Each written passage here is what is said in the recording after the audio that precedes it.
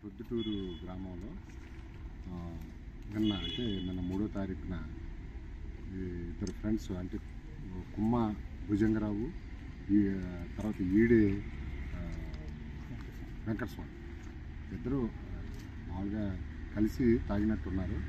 తాగిన తర్వాత ఈ వెంకటస్వామి ఈ కుమ్మ భుజంగరావుకి 150 రూపాయలు అప్పు ఇచ్చాడట తాగటానికి. ఆ క్రమంలో ఆ అప్పు అడిగినందుకు ఇద్దరి మధ్యన ఈ గౌడ మన అక్కడే కాలనీ దగ్గరే కొంచెం గొడవ వచ్చింది.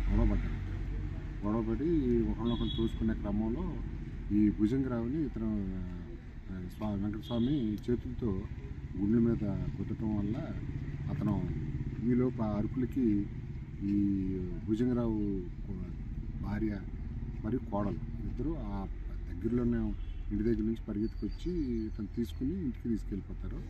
అతను విడిపించుకుని ఇంటికి తీసుకెళ్ళిన తర్వాత నా గుండెలో నొప్పిగా ఉందని చెప్పేసి అతను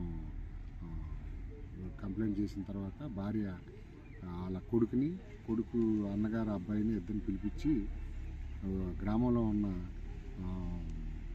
ఆర్ఎంపీ డాక్టర్ గారి దగ్గరికి తీసుకెళ్తారు. అతను 2 ఇంజక్షన్లు చేయటం అతను అక్కడికక్కడే చనిపోవడం జరిగింది. ఇది కేవలం ఏంటంటే వాడికి చంపాలనే ఉద్దేశం లేకపోయినా చేతులతో కొట్టడం వల్ల కలిగిన గాయం వల్ల చనిపోయి ఉంటాడని మేము కేసు నమోదు చేయడం జరిగింది. దాని మీద ఎంక్వైరీ చేసి దర్యాప్తులు మిగిలిన ఏమైనా విషయాలు ఉంటే సేకరిస్తాం.